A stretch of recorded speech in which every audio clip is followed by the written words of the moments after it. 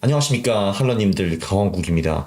이번에 퀀터스에서 또 어마어마한 마켓 타이밍 전략을 만들었습니다. 참고로 이게 돈 되는 영상입니다. 제가 재미 위주 영상을 올리고 돈 되는 영상을 올리는데, 아니 도대체 왜 전부 다 재미있는 영상만 보는 거야? 이 돈 되는 영상을 봐야 됩니다. 이런 거를 봐야 되는 겁니다. 제 오른쪽에는 그 퀀터스 이재민 대표님이 나오셨고요. 이분은 이제 여러 번 이제 나오셨기 때문에 네. 딱히 설명이 필요 없을 것 같고, 자, 왼쪽엔 나오신 분이, 이분은 누구신가요? 저희 콘터스의 백엔드 개발팀장 정연선님입니다. 네. 안녕하세요. 안녕하십니까? 백엔드 개발자 정연서라고 합니다. 이거에 대해서 좀 설명을 해주시죠. 네, 마켓 타이밍 전략. 네, 일단 요 화면으로 공유를 드리겠습니다. 저희 이제 이번에 최근에 모멘텀 마켓 타이밍이라는 기능이 업데이트가 되었고요. 네. 네, 이 기능은 기본적으로 시장의 인덱스의 변동성을 고려한 가격 채널을 기반으로 마켓 타이밍 시그널을 생성하는 기능이라고 봐주시면 됩니다. 네, 굉장히 그 어려운 그 개념인데, 일단 뭐 콘터스 화면을 가셔가지고 저게 어디 있는지 한번 보여주시면 좋을 것 같네요.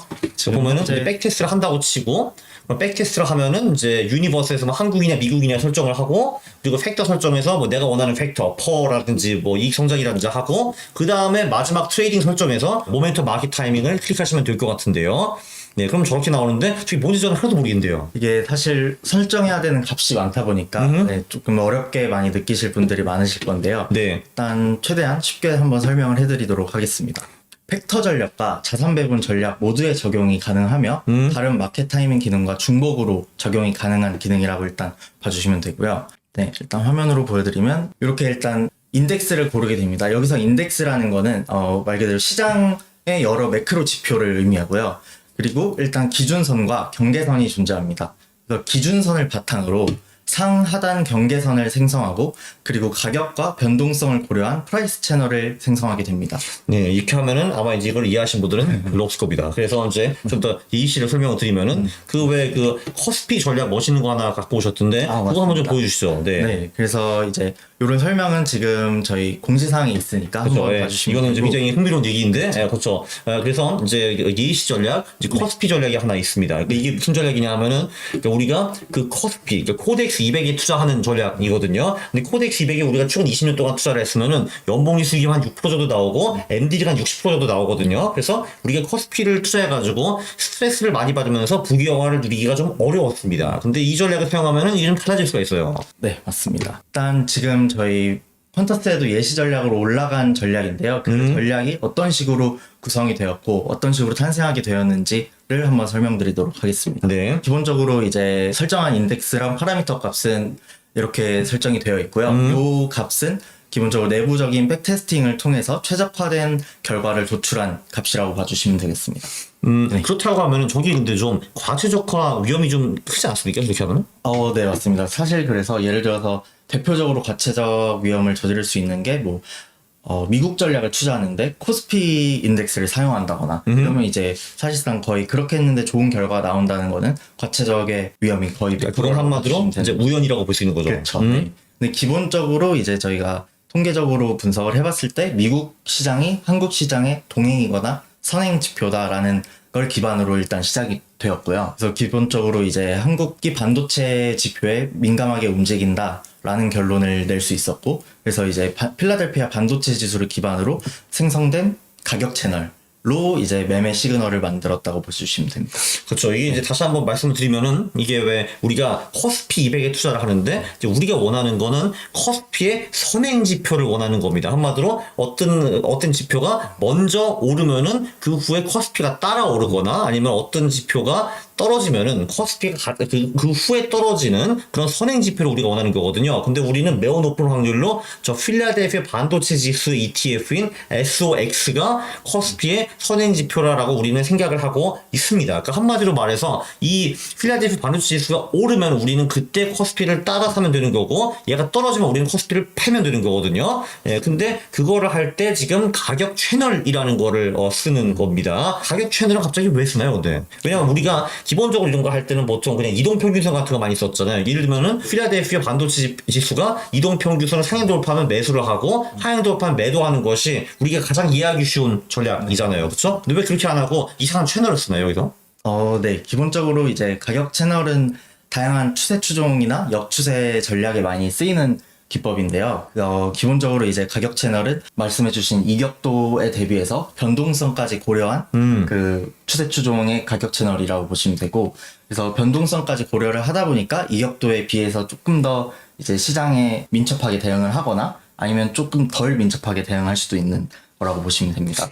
그러면 예를 들면은 저 이제 필라델피아 반도체 지수가 변동성이 엄청 크다 이거예요. 그러면은 상향 돌파할 때도 얘가 그래도 좀 많이 올라갈 때까지 기다리고, 그리고 이제 떨어질 때도 얘가 변동성이 크기 때문에 좀 더 오래 존버하다가 나가는 전략을 쓰겠네요. 네, 맞습니다. 그래서 반대로 우리가 변동성이 적다고 하면은 우리가 좀 더 빨리 진입을 하고 그 손절도 좀 더 빨리 하고 이렇게 이제 보면 되겠네요, 그죠? 그냥 왜 전에는 그냥 단순히 얘가 2평 위냐 아래냐 보고서 이제 투자를 했는데, 근데 그렇지 않고 변동성이 커지면은 이제 매도 타이밍이 좀 더 늦어지고 변동성이 낮아지면은 매도 타이밍이 좀 더 빨라진다라고 볼 수가 있겠네요. 네, 맞습니다. 정확합니다. 그래서 이제 거기에 가중치까지 설정을 할 수 있어서 사실은 이제 유저분들께서 직접 설정하실 때는 이제 가중치까지의 경우의 수가 포함되기 때문에 조금 더 어려우실 수 있는데, 이 예시 전략을 통해서 조금 다시 한번 설명을 드리도록 하겠습니다. 이 결과가 이제 저희 내부적으로 몬테카를로 시뮬레이션을 통해서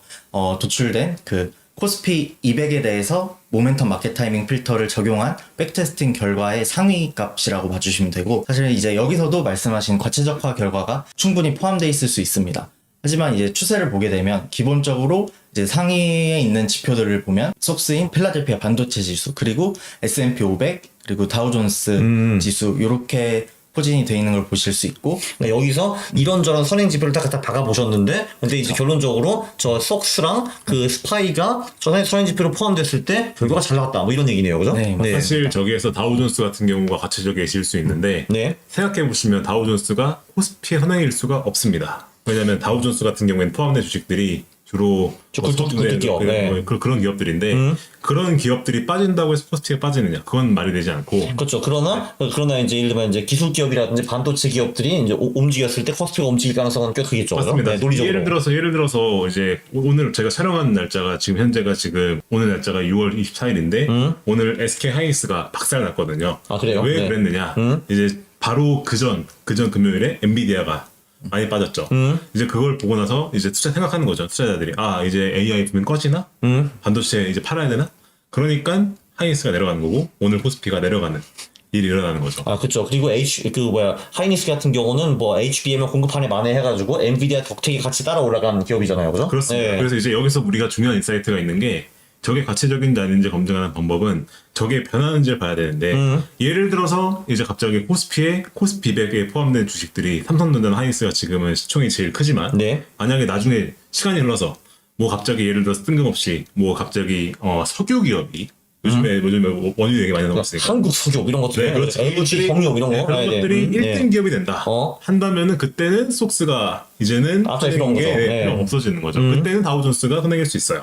네. 이제 근데 그런 관점에 비춰봤을 때 저희가 기본적으로 데이터로 검증을 끝냈지만 통계학적인 거 말고도 경제학적인 리즈닝을 해봤을 때 저런 결과가 나왔다는 것 자체가 해석이 되기 때문에 저 결과를 믿고 쓸 수가 있는 겁니다. 그렇죠. 이제 한마디로 어느 정도 머리를 굴리면서 생각 좀 하라 이거네요, 한마디로. 오케이.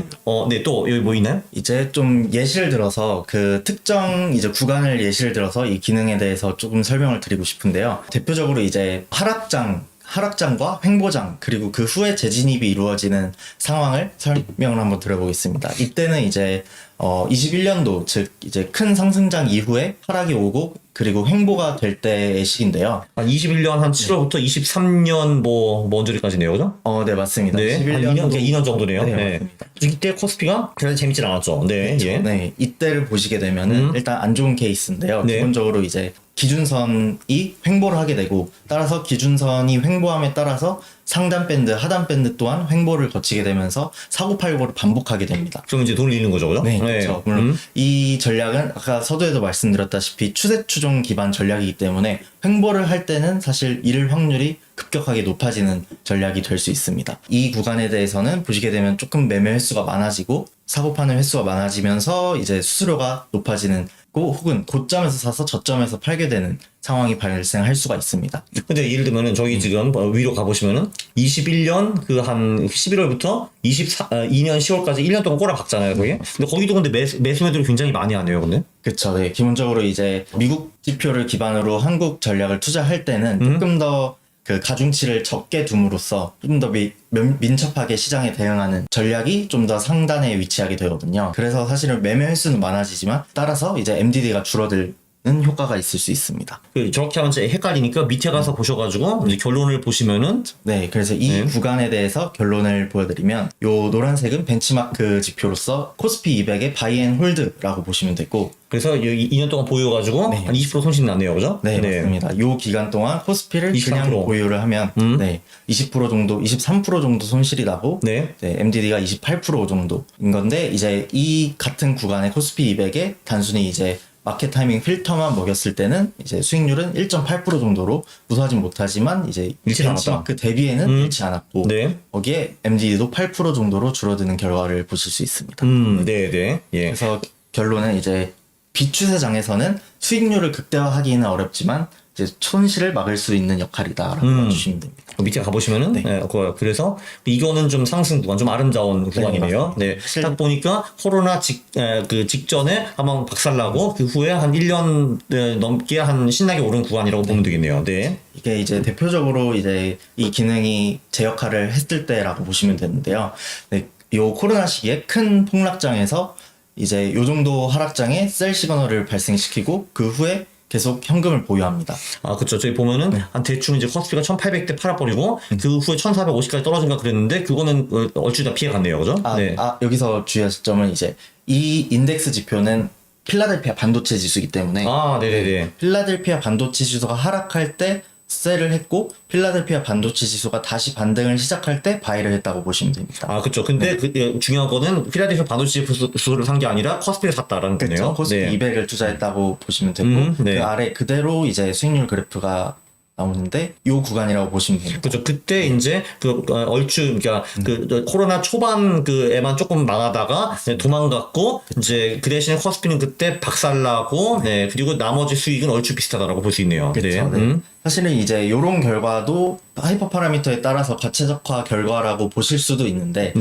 대표적으로 이제 요거를 장기간을 봤을 때 어쨌든 큰 하락을 민첩하게 대응을 하는 수치를 적용했기 때문에 어느 정도 하락 때는 빠르게 도망가고 다시 상승인 추세, 즉 밴드의 상단 채널의 전저점을 돌파했을 때 다시 매수를 하는 전략은 꾸준히 구현이 되기 때문에 그 결과로 이제 큰 하락을 막고 그 후에 다시 매수를 해서 상승 모멘텀을 타는 전략이라고 봐주시면 됩니다. 결론적으로 이제 상승장에는 상승 추세를 얼추 이제 그 지수와 비슷하게 먹고 그 대신에 하락 때는 좀 빨리 도망가가지고 이제 큰 하락은 다 피해갈 수 있다. 뭐 대충 이런 얘기네요. 네. 결론적으로 그래서 연봉리 수익이 그냥 지수는 37%였는데 얘는 49% 먹었고 이제 MDD는 34% 7% 줄었다. 이런 거네요. 네. 어메이징. 기본적으로 이제 계속 미국 지표를 통해서 한국 지수를 투자하는 전략을 소개드리고 있는데 그럼 이제 미국장이 끝나는 그 새벽 5시 혹은 6시에 미국장이 끝나는 그 지표를 보고 바로 시그널을 계산해서 한국장 개장할 때 다음날 9시부터 거래한다 이거죠. 네, 맞습니다. 그리고 지금 그 기능이 퀀터스에도 구현이 되어 있습니다. 그래서 이제 요거는 이제 그 모델 전략인데 그 퀀터스가 어디 숨어 있는지 한번 보여주시고요. 거기 가면은 예시 전략이 있습니다. 예시 전략이 좋은 전략들이 굉장히 많거든요 여기. 보면 이 정도 것 같아요, 그죠? 두 번째 거 맞죠? 네, 맞습니다. 그죠? 저거 전략 한번 적용해 보세요. 저걸 가면은 파라미터가 이미 다 저기 박혀 있습니다. 코덱스 200에 투자하는 거를 펼쳐보면은 여기 100% 들어간 전략인데 마켓 타이밍이 저기 보면은 수치가 이미 다 이렇게 적혀 있습니다. 사실 근데 이것뿐만이 아니라 저는 이런 것도 했거든요. 제가 좋아하는 뭐 소형주 전략 이런 거 있잖아요. 그거 한번 그 예시 전략에서 찾아주시죠. 이게 제가 투자하는 전략이거든요. 실전 투자하는 전략. 보면은 얘가 이제 이렇게 되어 있는데 얘는 지금은 이제 마켓 타이밍이 안 들어가 있지 않습니까? 그래서 얘가 지금 연봉 수익 60%고 MD가 62%거든요. 여기서 이제 모멘텀 마켓 타이밍을 적용한다고 치면은 여기서 그러면은 내가 무슨 숫자를 넣을지 솔직히 모르잖아요, 근데. 그래서 여기 트릭이 하나 있더라. 트릭. 그쵸. 여기서 보면은 수익 극대화 손실 최소가 있는데 저거 누르면은 알아서 이제 한국 시장, 한국 소형주 시장이 얼추 많은 팩터가 지가 알아서 뜹니다. 따단 이렇게 뜨더라고요. 그러면은 물론 저는 이거를 조정할 수 있지만 조정을 사실 안 해도 되는 거죠, 그죠? 여기서도 하나 주의하실 점을 설명드리자면 네. 이제 설정값 최적화라는 기능이 이번에 처음으로 구현이 됐고 네. 기본적으로 현재는 아직까지는 이제 한국 팩터 전략, 미국 팩터 전략에만 적용이 되어 있습니다. 먼저 말씀드린 것처럼 백테스트 결과를 기반으로 한 최적화 지표이기 때문에 네. 항상 과최적화 위험은 존재를 할 수가 있고 그래서 이제 추후에는 조금 더 팩터 세분화를 통해서 예를 들어서 가치 전략에 좀 더 맞는 최적화 값이라던가 뭐 성장주에 맞는 혹은 모멘텀 전략에 맞는 최적화 값을 추후에 더 개발이 해서 빠르게 업데이트를 해나갈 예정입니다. 그래서 어쨌든 요거만 살펴보면은 지금 저 어쨌든 지금 이제 한국 소형주에 투자하는 전략이잖아요, 그죠? 네, 맞습니다. 여기서 근데 선행 지표를 우리는 S&P 500을 본다는 거고 고저 평균 EMA 1이라는 거는 사실 뭐 그날의 뭐 평균 주가라고 보면 될 것 같아요, 그죠? 네, 이제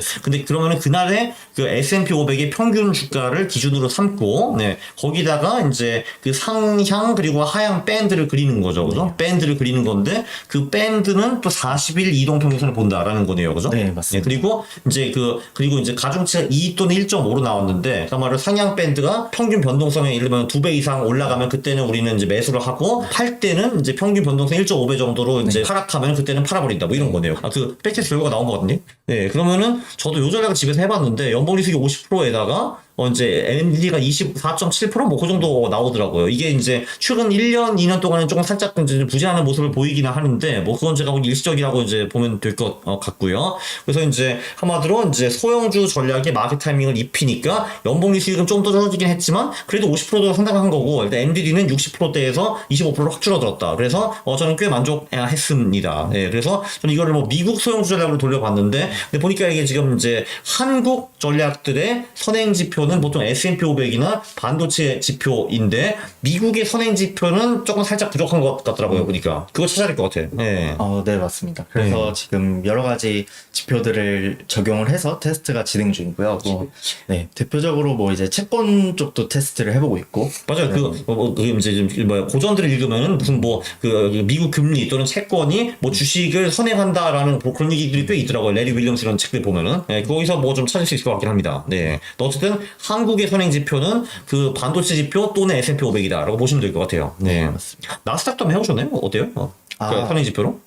나스닥도 사실 거의 유사한 결과가 나옵니다. S&P 500이 나스닥 비슷하다. 네, 네. 네. 그래서 어떻게 보면 최근 백테스팅 결과로 보면 나스닥이 조금 더 우수한 결과를 내기도 하고요. 네. 장기간으로 봤을 때 S&P 500이 조금 더 적합한데 최근에 이제 빅테크 기업이 나스닥에 모여 있다 보니까 네. 그게 조금 더 이제 민첩하게 반응을 하더라고요. 사실 그리고 우리가 커먼 센스도 보통 이제 우리 이제 한국 투자자를 잔액 깨면 이제 나스닥 어제 어땠어? 이거 보고 하잖아요, 그죠? 네. 다시 한번 정리를 해드리자면 네. 이제 장점은 시장의 추세를 기반으로 전략을 운영할 수 있고 네. 그리고 트레일링 스탑 및 손절 역할을 이제 동시에 적용을 해주는 기능이라고 봐주시면 됩니다. 이게 무슨 말이냐면은 이제 이게 트레일링 스톱이라는 거는 상승 추세를 타가지고 올라갈 때는 그냥 가만히 있는다라는 거고요. 그 추세가 꺾일 경우 우리가 파는 건데 그걸 이제 어떤 사람은 익절이라고 하고 어떤 사람은 트레일링 스톱이라고도 합니다. 그러니까 한마디로 내가 파는 시점을 상승추에 따라서 계속 이제 따라 올리는 거죠. 네, 뭐 손절은 뭔지 아실 거고. 그래서 이제 그 후에 적절한 진입 타이밍, 시점, 포착 확률을 높여주는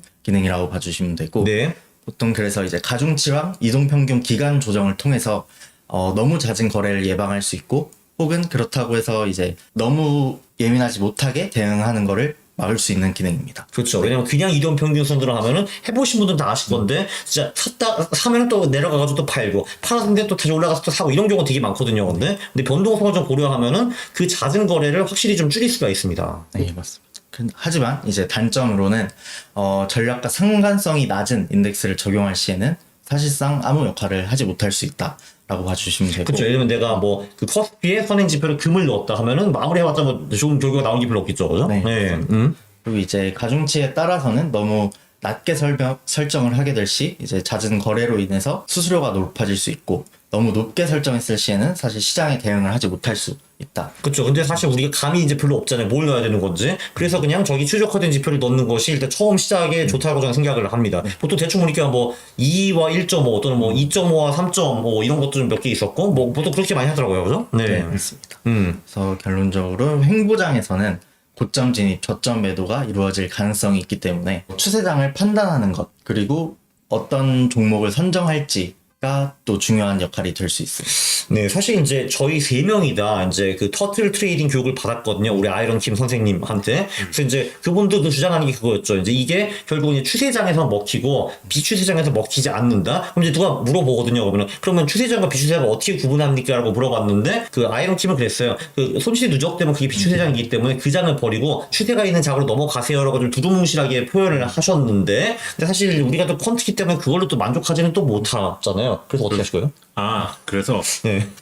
이제 자연스럽게 그 다음으로 개발할 기능에 대해서 말씀드려야 되는데, 그래서 저희가 지금 내부적으로 비추세장과 추세장을 판단할 수 있는 이제 추세 판단 알고리즘을 지금 개발을 하고 있습니다.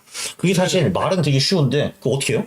거기까지 네. 설명을 드리면 네. 지금 여기까지 설명드린 것만으로도 머리가 많이 아프실 테니까 네. 간단하게만 말씀을 드리자면, 그 변동성을 가지고 저희가 측정을 할 건데, 예를 들어서 상승 추세 같은 경우에는 네. 반대로 말하면은 이게 하방 변동성은 낮고 네. 상승 변동성은 커진다라는 오호. 뜻이지 않습니까? 예. 그리고 반대로 하락장 같은 경우는 이제 상승 변동성과 하락 변동성이 그 반대로 하락 변동성은 크고 상승은 낮다는 뜻이 되는 거예요. 네. 그리고 그 다음에 횡보장 같은 경우는 이게 기본적으로 상승과 하락 변동성이 거의 일치한다는 거. 네. 그렇죠?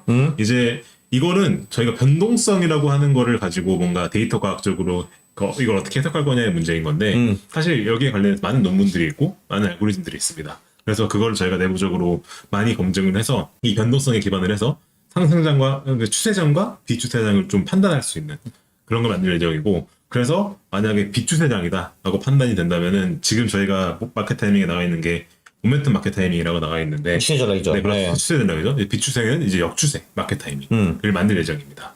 그래서 일단 역추세 마켓 타이밍을 개발을 해서, 역추세인 경우에는 저희가 반대로 내려간 다음에는 그때는 물타기를 해야 됩니다. 그죠. 네. 물타기를 해서 계속해서 이걸 누적해서 쌓다가 만약에 다시 그 저점을 찍고 반등하는 시점에 왔을 때 이제 그 손실을 만회하는 그런 전략을 취해야 되거든요.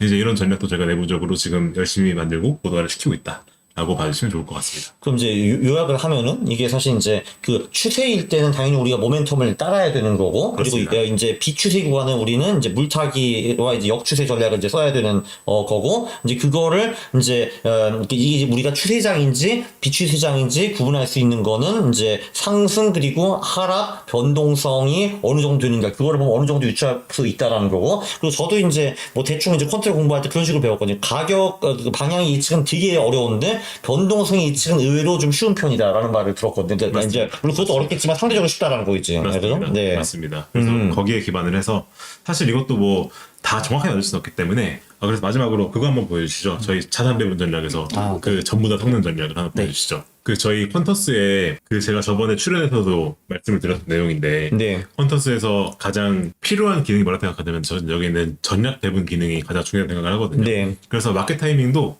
아마 이 영상 보신 분들이 생각하실 겁니다. 저거 과체적 아니에요? 라고 생각하실 텐데, 과체적인 것 같으면은 저기 코덱스 반도체 어택이라고 적혀 있는 게 좀 어그레시브한 어택. 전략이 되고요. 네. 그다음 마켓 타이밍의 파라미터 값을 좀 어그레시브하게 준 거죠.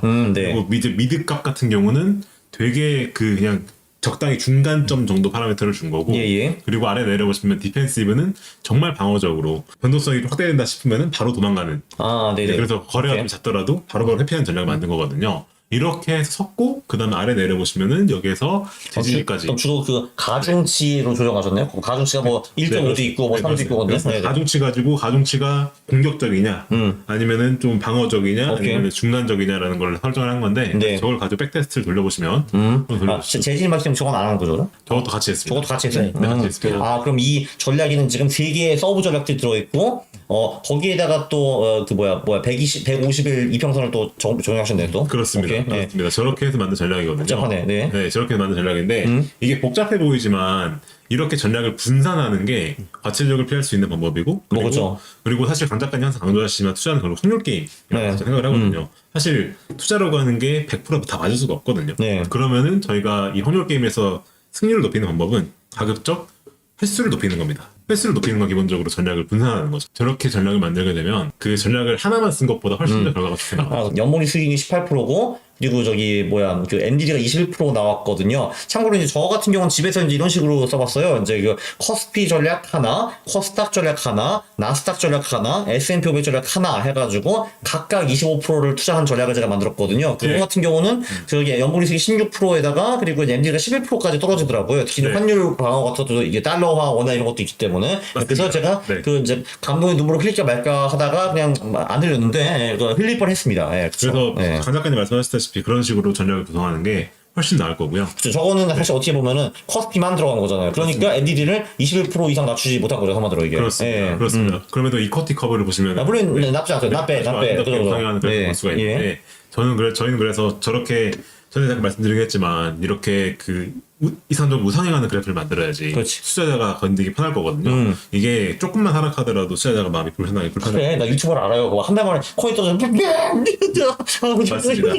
이거 한 그래서 저는 그렇죠. 기본적으로 저런 이쿼티 커브를 지향하기 때문에 이제 이런 전략을 만드셔야지만이 저런 이쿼티 커브를 구성할 수가 있다. 그렇죠. 그리고 그래야지 버틸 수 있다. 왜냐면은 맞습니다. 사실 뭐 사실 그 연봉이 40% 50%짜리 전략 만들기 되게 쉽거든요. 근데 문제는 걔네들이 엔디지가 50% 60%라는 거고 중간에 이제 얻어 터지는 20% 이상 얻어 터지는 구간이 2년에 한 번 나오거든요. 그럼 당신 어차피 못 버텨요. 그래서 당신 울면서 그만둘 거거든. 네, 그렇죠. 그렇죠. 그렇죠. 예. 그래서 저희가 이제 역추세 내려고 계속 왜 만드냐라고 말씀을 왜 이런 거 계속 만드느냐라고 했을 때 저희가 이렇게 뭔가 분산할 수 있는 뭔가 좀 다른 관점의 것들을 추가하는 것이다 보시면 돼요. 그래서 나중에 역추세가 나온다고 할지라도 그것만 쓰지 마시고 계속해서 이렇게 뭔가 다른 것과 분산 투자 전략의 분산 투자를 계속 하시는 거를 좀 마지막으로 좀 말씀을 드리고 싶습니다. 그렇죠. 이제 궁극적으로는 결국은 이제 추세 구간에는 이제 추세 전략을 쓰고 역추세 구간에 역추세 전략을 써야 되는데 그게 좀 어렵다고 판단하시면 그냥 뭐 추세 전략 50% 역추세 전략 50% 이렇게 쓰는 것도 하나 방법이 될 수가 있는 거죠, 사실은. 네, 그래서 저는 저 같으면 여기다가 저는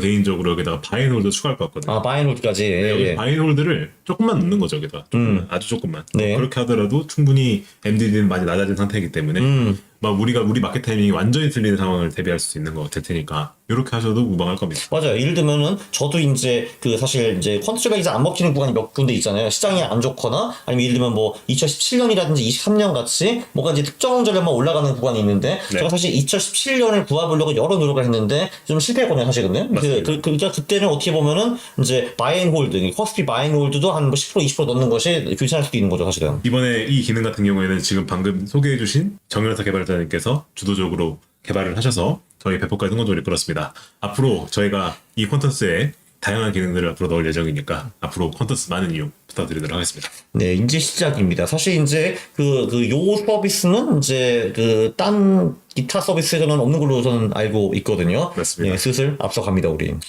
그러면은 요걸로 마무리하면 될 것 같고 구독과 좋아요 부탁드립니다. 싫어를 누르시면 제가 매우 싫어합니다. 감사합니다.